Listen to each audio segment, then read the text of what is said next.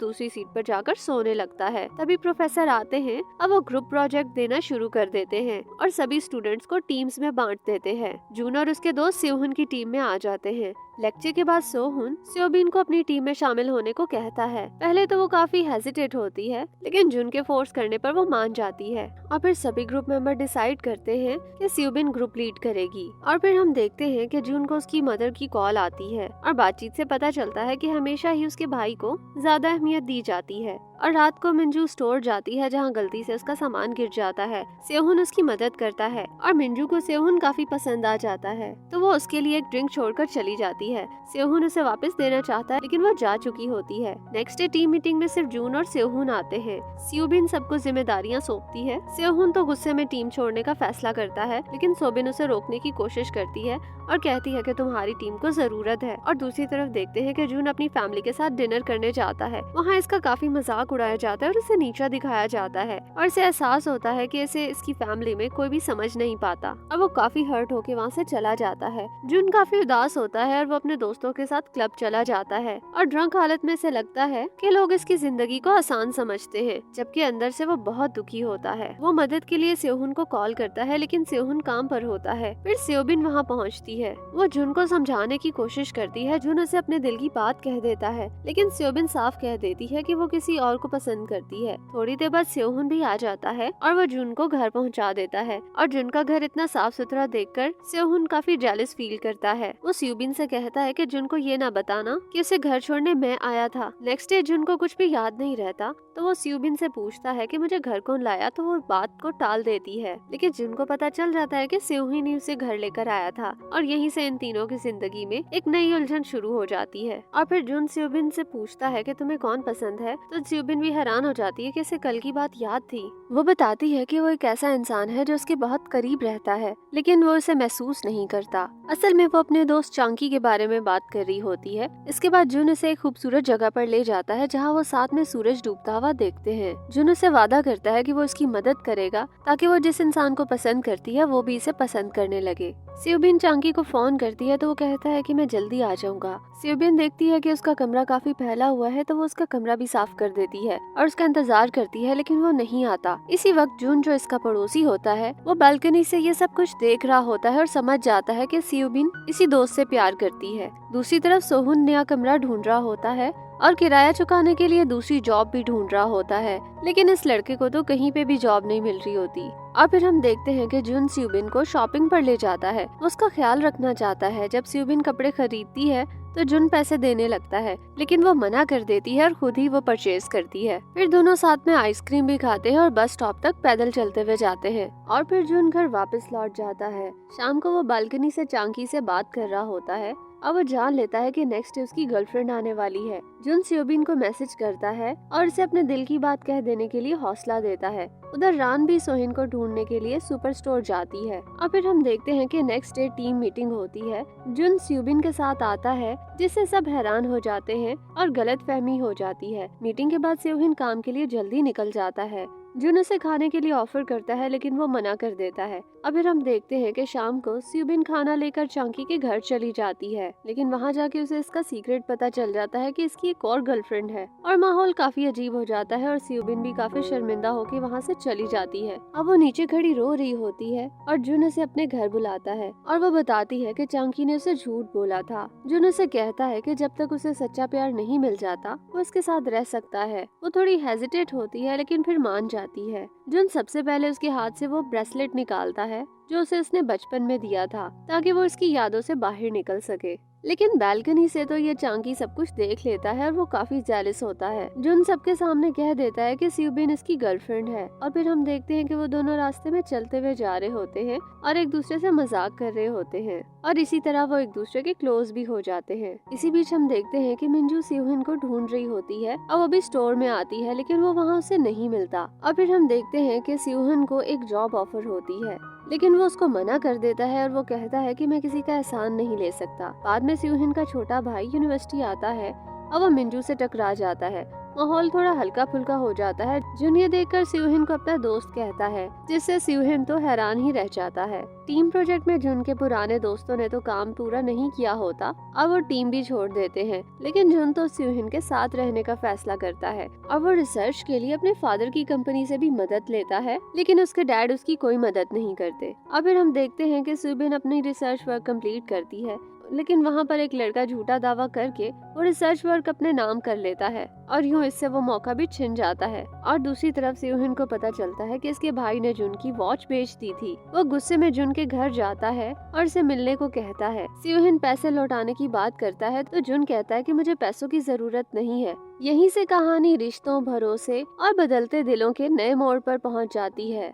जुन को एक सच्चे दोस्त की जरूरत थी जबकि सोहिन को एक अच्छी जॉब की। और दूसरी तरफ हम देखते हैं कि सीबिन की मुलाकात चांकी से होती है और बातों बातों में पता चलता है कि वो जुन की गर्लफ्रेंड नहीं है, लेकिन वो इसे झूठ बोल देती है। चांकी इसे वार्न करता है कि जुन पर भरोसा मत करना, क्योंकि उसे पहले से पता था कि उस दिन मेरी गर्लफ्रेंड आने वाली है। और फिर सोबिन को वो मैसेज याद आता है, लेकिन वो सच मानने के लिए इनकार कर देती है और जुन को मिलने के लिए बुलाती है। जुन खुशी खुशी उससे मिलने के लिए आता है। जुन कबूल कर लेता है कि उसने झूठ बोला था, क्योंकि वो सोबिन को टूटता हुआ नहीं देख सकता था। लेकिन सोबिन अब सीरियस हो जाती है और वो कहती है कि अब हम सिर्फ प्रोजेक्ट पार्टनर्स रहेंगे, हम दोस्त नहीं होंगे। और ये कहकर वो वहाँ से चली जाती है और जुन वहीं खड़े का खड़ा रह जाता है, क्योंकि वो अपनी जिंदगी का एक इकलौता दोस्त भी खो देता है। जुन काफी डिसहार्ट होता है और वो अपने आप को नॉर्मल रखने की कोशिश करता है, लेकिन वो नॉर्मल नहीं रह पाता। वो सोहिन को फोन करता है और उसे बताता है कि उसने किसी को ठेस पहुंचाई है। तो सोहिन उसे कहता है कि तुम सच्चे दिल से उसे माफी मांगो और उसे अपनी फीलिंग्स के बारे में बताओ। वो कहता है कि इसे जवाब में कोई जल्दी नहीं चाहिए, बस वो एक मौका चाहता है। ये कहकर वो वहाँ से चुपचाप चला जाता है। और फिर हम देखते हैं कि कुछ टाइम बाद ज्यादा काम और थकावट की वजह से सोहिन की तबीयत काफी बिगड़ जाती है। इसे हॉस्पिटल लेकर जाना पड़ता है। जुन को ये खबर मिलती है तो वो बहुत ही परेशान होकर हॉस्पिटल पहुंचता है। डॉक्टर उसे बताते हैं कि सोहिन को आराम की और अच्छा खाने पीने की बहुत ज्यादा जरूरत है। जून पूरी रात उसके पास ही रहता है और होश आने पर सोहिन उससे काफी नाराज होता है कि तुम यहाँ क्यों रुके, और कहता है कि वो किसी का एहसान नहीं लेना चाहता। और फिर वो ये भी कन्फेस करता है कि वो जून से जेलसी फील करता है, क्योंकि इसकी जिंदगी तो आसानियों से भरी हुई है, जबकि देखा जाए तो बाहर से जून की जिंदगी आसान लगती है। जून हंसते हुए कहता है कि लोग इसकी जिंदगी को गलत समझते हैं, फिर भी वो सोहिन का साथ नहीं छोड़ता। दूसरी तरफ सोबिन रिसर्च पर काम कर रही होती है, लेकिन जून की कही हुई बातें उसके दिमाग में घूम रही होती हैं। वो काफी बेचैन हो जाती है और हॉस्पिटल में पता चलता है कि रान भी सोहिन को पसंद करती है। जून इंटरनेट पे सोहिन के लिए सही खाना सर्च करता है और नेक्स्ट डे हॉस्पिटल जाता है उसके लिए, लेकिन सोहिन तो वहाँ पर उसे मिलता ही नहीं है। सोहिन वापस अपनी जॉब पर जाता है, लेकिन उसके ऑनर वहाँ पर उसे काम नहीं करने देते। वो उसे आराम करने का ही सजेस्ट करते हैं, लेकिन फिर भी वो कोई और जॉब ढूंढने लग जाता है, मगर कोई भी इस लड़के को काम देने को तैयार नहीं होता। अगले दिन सोबिन जून से अपने दिल की बात कहने का इरादा कर लेती है। वो यूनिवर्सिटी आती है, लेकिन जब वो देखती है कि बहुत सी लड़कियां जून के आसपास हैं, तो वो हेजिटेट हो जाती है और वहाँ से चली जाती है। जून बाद में अपने भाई से प्रोजेक्ट के लिए जरूरी फाइल लेता है। इसके भाई का बिहेवियर काफी कोल्ड होता है और वो कहता है कि तुम्हारी इस फैमिली को जरूरत नहीं है, जिससे जून काफी हर्ट हो जाता है। इसके बाद जून सोबिन से मिलता है। वो कहता है कि वो इसे अभी पूरी तरह से नहीं जानता, इसीलिए फिलहाल दोस्त ही रहेंगे। सोबिन भी मान जाती है। क्लास के बाद जून सोहिन को फाइल दे देता है, बदले में सोहिन उसे पैसे देता है और कहता है कि अब इसका उस पर कोई एहसान नहीं है। फिर भी जून उसे दोस्ती निभाने की जिद पे अड़ा रहता है। इसी दौरान एक लड़का सोबिन का रिसर्च वर्क अपने नाम से जमा करवा देता है। उधर सोबिन को पता चलता है कि यूनिवर्सिटी में इसके और जून के रिश्ते को लेकर काफी अफवाहें फैल रही हैं, तो वो नाराज होकर जून से सवाल करती है, लेकिन जून को तो इसके बारे में कुछ भी नहीं पता होता। और सोबिन कुछ लड़कियों से बातें सुन लेती है जो इसका मजाक उड़ा रही होती हैं। इसे अपना बचपन याद आने लगता है, जब लोग इसकी फैमिली के बारे में मजाक उड़ाया करते थे, और वो फिर से हर्ट हो जाती है। और उसी टाइम जून भी सुन लेता है कि लोग सोबिन के बारे में गलत बातें कर रहे हैं। वो गुस्से में वहाँ से चला जाता है, ये समझते हुए कि अब हालात बदलने वाले हैं। जून सोबिन को फोन करता है, लेकिन उसकी आवाज तो काफी रोने वाली होती है। वो कुछ बोल ही नहीं पाती। जून घबरा जाता है और पूरे कैंपस में उसे ढूंढने लगता है, और आखिरकार उसे सोबिन मिल ही जाती है, जो कि अकेली बैठी रो रही होती है और वो सांस भी ठीक से नहीं ले पा रही होती। जून उसे दिलासा देने की कोशिश करता है, लेकिन सोबिन इसका हाथ झटक देती है और वहाँ से उसे चले जाने को कहती है। इसने कहा कि जून की वजह से इसकी जिंदगी और मुश्किल हो गई है और अब वो इसे अपना दोस्त भी नहीं मानती। जून चुपचाप वहाँ से चला जाता है और उसे अपनी मॉम की बात याद आती है, जब वो कहती हैं कि तुम हमेशा दूसरों के लिए परेशानी का बायस बनते हो। कुछ टाइम बाद सोबिन अपने रिसर्च वर्क के बारे में डॉक्टर से मिलने जाती है, लेकिन डॉक्टर इसके साथ काफी कोल्ड बिहेवियर रखते हैं और उसको अपना असिस्टेंट रखने से इनकार कर देती है। सोबिन एक बार फिर से हर्ट हो जाती है। जिनको पता चलता है कि सोहिन काफी मुश्किल हालात में काम कर रहा है। जून उसे मिलने जाता है, लेकिन सोहिन ये कहकर दूरी बना लेता है कि दोनों अलग अलग दुनिया से हैं, इनकी दोस्ती अब मजीद नहीं चल सकती। ये सुनकर जून काफी दुखी हो जाता है और वो तय कर लेता है कि वो अब सबसे दूर ही रहेगा और अपनी मर्जी से अपनी जिंदगी को जिएगा। और दूसरी तरफ स्यूबिन को पता चलता है कि प्रोजेक्ट के लिए जरूरी जानकारी जुन लेकर आया था। ये जानकर उसकी सोच बदल जाती है और वो जुन से माफी मांगती है और एक छोटा सा गिफ्ट भी उसे देती है, जो कि एक प्लांट होता है जिसके नाम का मतलब था सच्ची माफी। जुन ये देखकर मुस्कुरा देता है और उसके दिल का बोझ हल्का हो जाता है। एक दिन जुन ने स्यूबिन को कुछ लोगों से बचाया और उसका हाथ पकड़कर वहाँ से ले गया और फिर वो दोनों मिलकर सोह्यून से मिले और फिर धीरे धीरे पुरानी गलतफहमियां दूर होती गईं। और दूसरी तरफ डॉक्टर को भी अपनी गलती का एहसास हुआ जब उन्हें पता चलता है कि स्यूबिन की रिसर्च किसी और ने चुरा ली थी। वो अपने बिहेवियर पर काफी शर्मिंदा होती हैं और फिर जुन स्यूबिन को उसके पुराने स्कूल ले जाता है ताकि वो उसी जगह जाकर अपने पुराने डर को खत्म कर सके। और स्यूबिन वहाँ जाकर काफी ज्यादा रोती है। जुन उसे संभालता है और तब तक उसके साथ रहता है जब तक वो नॉर्मल नहीं हो जाती। और फिर चलते हुए स्यूबिन का पैर फिसलने लगता है, लेकिन जुन उसे थाम लेता है और जुन उसके जूते के लेसेस भी बांध देता है। और ये छोटी सी बात स्यूबिन के दिल को गहराई से छू जाती है। और आखिरकार प्रोजेक्ट को प्रेजेंट करने का दिन आ जाता है। स्यूबिन और उसकी टीम ने अपनी मेहनत से तैयार किया हुआ प्रोजेक्ट सबको प्रेजेंट किया, जिसे देखकर प्रोफेसर काफी खुश हुए और सच सबके सामने आ गया। और इस पूरे सफर में जुन और स्यूबिन ने न सिर्फ अपने रिश्ते को समझा बल्कि अपनी जिंदगी को एक नई डायरेक्शन भी दी, जहाँ दोस्ती, समझ और सच्चाई से ज्यादा मायने रखती थी। और ये बात सामने आ गई कि ये प्रोजेक्ट इन्हीं का था और किसी ने स्यूबिन के लैपटॉप से उसका स्क्रीनशॉट ले लिया था। स्यूबिन घबराई हुई होती है जबकि वो टीम लीडर थी और सबके सामने खड़े होकर बोलने से डर रही थी, लेकिन उसे जुन के कहे हुए हौसले भरे वर्ड्स याद आ गए। इसने खुद को संभाला और पूरे कॉन्फिडेंस के साथ उस प्रोजेक्ट को प्रेजेंट किया और अपनी टीम की बेगुनाही को साबित किया। प्रोफेसर ने उनकी टीम को पूरे मार्क्स दिए और सभी बहुत खुश हो गए। इनके बीच का ट्रस्ट और मजबूत हो गया। शाम को जुन और सोबिन साथ में बाहर गए होते हैं। स्यूबिन ने अपने दिल की बातें जुन को बताना शुरू की तो वो बहुत खुश हुआ। और नेक्स्ट सीन में हम देखते हैं कि सोह्यून ने जुन को बुलाया और एक वीडियो दिखाया जिसमें इसे काम से निकाले जाने का क्लू था। जिन ने यह सच कबूल किया कि इसने ही स्यूहिन के साथ इस नाइंसाफी के खिलाफ आवाज उठाई थी। जुन को लगा था कि स्यूहिन इससे नाराज होगा, लेकिन इसने तो उल्टा इसे थैंक यू कहा और इससे इनकी दोस्ती और गहरी हो गई। अगले दिन सोबिन को पिछली रात की बातें याद आई तो वो काफी हेजिटेट हो रही थी और जब यूनिवर्सिटी पहुंची तो उसकी मुलाकात चंकी से हुई, जिसने दोबारा दोस्ती की बात की, लेकिन सोबिन ने उसे मना कर दिया। इसी दौरान जुन वहां पहुंचा। कुछ पल उनकी बातें चलती रही तो स्यूबिन ने हिम्मत करके कन्फेस कर ही दिया कि वो जुन को पसंद करती है। जुन भी बहुत खुश होता है, वो भी अपने दिल की बात कहता है। दोनों ने एक दूसरे का हाथ थाम लिया और फेस्टिवल के दिन सबने मिलकर खूब एंजॉय किया। जुन ने स्टेज पर गाना भी गाया और इसकी नजरें तो सिर्फ सोबिन पर ही टिकी थी। सोह्यून भी अपने दोस्तों के बीच थोड़ा सा लिमिटेड रहा, लेकिन वो काफी खुश था। कुछ टाइम बाद जुन के दोस्तों की वजह से सोबिन को परेशानी झेलनी पड़ी। जब जुन को उसका पता चला तो उसने सबके सामने सोबिन का साथ दिया और इसी दौरान जुन को चोट भी लग गई और उसे अपना बचपन याद आने लगा जब वो खुद को कभी बचा नहीं पाता था। लेकिन सोबिन ने उसे गले लगाया और कहा कि वो हर हाल में उसका साथ देगी। वो उसे प्यार करती है और उसे घर लेकर गई और उसके जख्मों पर दवा भी लगाई और उसके सो जाने तक उसके पास ही बैठी रही। बाद में सोह्यून ने फोन करके जुन का हाल पूछा। जुन के चेहरे पर स्माइल आ गई क्योंकि पहली बार किसी ने इसके सच्चे दोस्त की तरह अपनाया था। नेक्स्ट डे सोबिन दवाइयाँ लेकर जुन के घर आई। जुन ने इसे गले लगाया और अपने दिल का सबसे बड़ा सच बताया कि इसका भाई ही इसके दर्द की वजह है। ये सुनकर सोबिन बहुत हैरान हुई। उधर सोह्यून ने भी महसूस किया कि जुन इसके छोटे भाई जैसा है जिसे वो हर वक्त बचाना चाहता है। उसी टाइम उसे अपनी फैमिली की जिम्मेदारियों की खबर मिली। उसने मजबूती से इसका सामना करने का फैसला किया।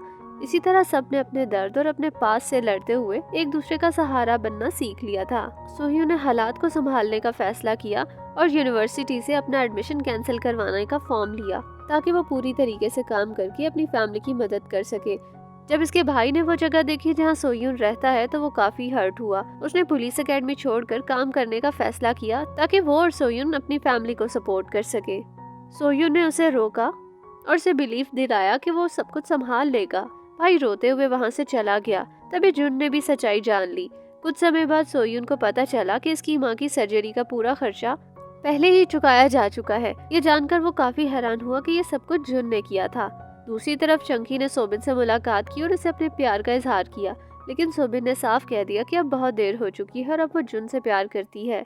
मिंजू ने रान को बताया कि वो सोह्यून को पसंद करती है और ये जानकर वो काफी हैरान हुई क्योंकि रान भी उसे पसंद करती थी और दोनों ने फैसला किया कि सोह्यून जिसे चाहेगा वही उसके साथ रहेगी। अब फिर हम देखते हैं कि सोह्यून अपने प्रोफेसर से मिलता है तो प्रोफेसर उसे बताते हैं कि जब मैं भी स्टूडेंट था तो मैंने भी बहुत मुश्किलात का सामना किया था।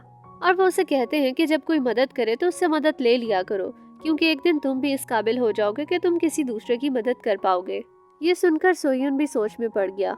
इसने जुन को फोन किया और उसे शुक्रिया कहा और फिर उसे मिलने के लिए बुलाया। और फिर वो दोनों साथ में चलते हुए जिंदगी की बातें करने लगे और इनकी दोस्ती काफी गहरी हो चुकी थी। मिंजू ने भी हिम्मत करके अपने दिल की बात कहने का फैसला किया और सोबिन की मदद से वो सोयून से मिली। वो अपनी फीलिंग उससे कन्फेस करती है, लेकिन सोयून तो मना ही कर देता है।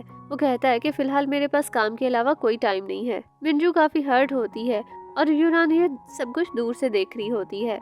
और इस रात सोयून के पास रहने की जगह भी नहीं थी और थकन की वजह से वो फुटपाथ पर ही सो गया था। और सपने में उसको उसके फादर दिखाई देते हैं, जो काफी रो रहे होते हैं और उसे गले लगाते हैं कि तुमने अपनी सारी फैमिली की जिम्मेदारी बहुत अच्छे से निभाई है। अब फिर हम देखते हैं कि जुन को बैंक से नोटिफिकेशन मिलता है कि सोयून ने उसके सारे पैसे चुका दिए हैं। जुन उसे ढूंढ रहा होता है तो वो उसे सड़क पर ही मिलता है। वो उससे अपने साथ घर ले जाता है। सोयून तो काफी मना कर रहा था, लेकिन फिर वो मान गया। दोनों ने साथ खाना खाया। थकन की वजह से सोयून तो सो गया। जुन मुस्कुराते हुए उसके ऊपर कंबल उड़ा देता है। और अगले दिन सोयून ने देखा कि जुन ने उसके लिए नाश्ता भी तैयार किया है और ये देखकर वो काफी हैरान हुआ। जुन कितनी आसानी से पैसे खर्च कर देता है और यूं इन दोनों के बीच एक स्ट्रॉन्ग बॉन्डिंग बनती गई। उधर सोबिन को जुन के भाई के बारे में सच्चाई पता चली।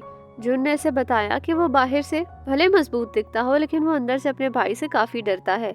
एक दिन सोबिन मुश्किल में फंस गई, लेकिन जुन सही समय पर वहाँ पहुँच गया और उसने उसे बचा लिया।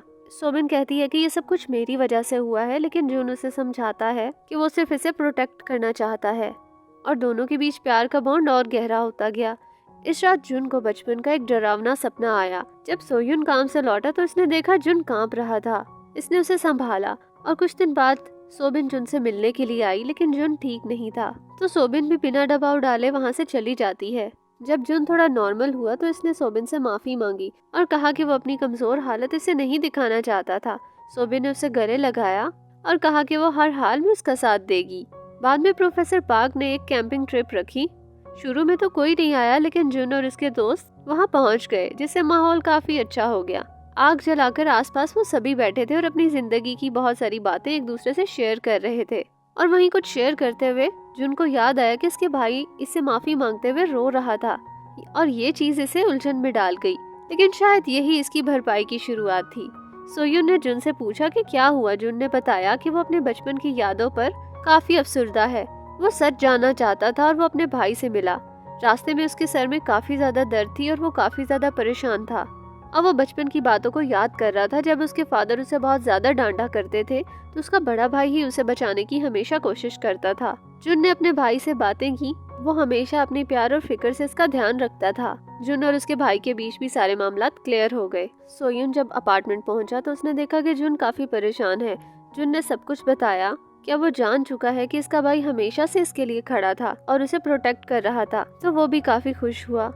सोबिन भी उसके लिए काफी फिक्रमंद थी, पर वो उसे मिलने के लिए फोर्स नहीं करती। वो चाहती थी कि वो खुद ही बात करे उससे। इसी बीच यूरान और मिंजू भी सोच में थी कि सोह्यून किसको पसंद करता है। अगले दिन जुन ने सोबिन से मुलाकात की और उसे बताया कि भाई के साथ हुई गलतफहमी अब दूर हो गई है। सोबिन काफी खुश होती है और कहती है कि वो हमेशा से जानती थी कि इसका भाई इसे प्यार करता है। एक लेक्चर के दौरान प्रोफेसर ने सारे स्टूडेंट से पूछा कि सबसे अच्छा स्टूडेंट कौन सा है। जुन ने सोह्यून का नाम दिया कि वो मेहनती और समझदार और जिम्मेदार भी है। सोबिन ने भी सोह्यून का नाम दिया तो वो थोड़ा शर्मिंदा हो गया। लेक्चर के बाद मिंजू ने सोह्यून से अपनी फीलिंग्स शेयर की, लेकिन वो उसे भी मना कर देता है और कहता है कि मेरे पास काम के अलावा किसी भी चीज का टाइम नहीं है। मिंजू थोड़ा टूट जाती है, लेकिन खुद को संभालते हुए वो उसे थैंक यू भी कहती है और वहाँ से चली जाती है। सोह्यून जुन के साथ अपार्टमेंट जाता है और वहाँ उसकी मदर उसका इंतजार कर रही होती हैं। वो रो पड़ती हैं और वो जुन को बताती हैं कि उसके फादर ने लंबे समय तक उसे बहुत परेशान किया था। जुन फौरन ही अपने भाई को कॉल करता है और सब कुछ बताता है और फिर उसका भाई भी उसे बताता है कि हमारे फादर अच्छे इंसान नहीं है। जुन ने सोह्यून के साथ बैठकर अपने फादर और अपने बचपन के बारे में काफी चीजें शेयर की।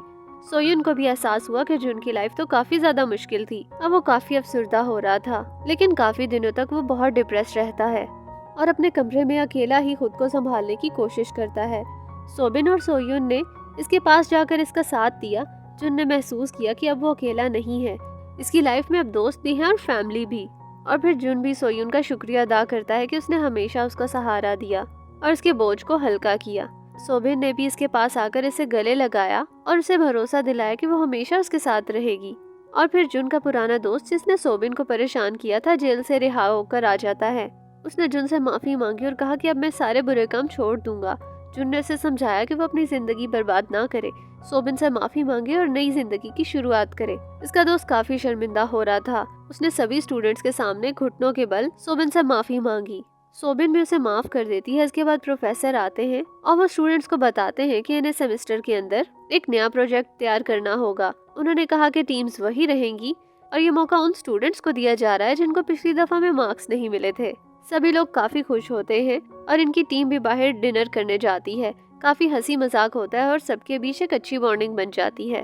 और फिर हम देखते हैं कि जुन की मदर अपने हस्बैंड के खिलाफ पुलिस में शिकायत कर देती है। जुन के फादर गुस्से से जुन के घर आते हैं और उसको डांटने लगते हैं, लेकिन जुन अब काफी हिम्मत कर चुका होता है। वो अपने फादर से कहता है कि अब आप किसी के साथ भी गलत करेंगे तो आपको माफी नहीं मिलेगी। वो कहता है कि आपको सबसे माफी मांगनी होगी। नेक्स्ट डे टीम फिर से प्रोजेक्ट पर काम करने लगती है और फिर हम देखते हैं कि जुन को काफी भूख लगती है। वो सोयुन से खाने का पूछता है पर वो मना कर देता है। जुन खुद ही बहुत ही टेस्टी खाना बनाता है कि खुशबू से पूरा घर महक जाता है और फिर वो दोनों साथ बैठकर खाना खाते हैं और हंसी मजाक करते हैं और बहन भाई की तरह छोटे छोटे झगड़े भी कर रहे होते हैं। और फिर नेक्स्ट डे सभी लोग उस प्रोजेक्ट पर काम करते हैं और एक दूसरे के साथ काफी शेयरिंग भी कर रहे होते हैं, जिससे उनके बीच काफी अच्छी बॉन्डिंग हो जाती है। और फिर लास्ट पे जुन प्रोजेक्ट को प्रेजेंट करता है। जुन कहता है कि हर इंसान को किसी का साथ चाहिए होता है ताकि वो अपनी अंदर की रोशनी देख सके। उसकी बातों से सभी लोग बहुत इमोशनल हुए और पूरी क्लास क्लैपिंग करने लगी।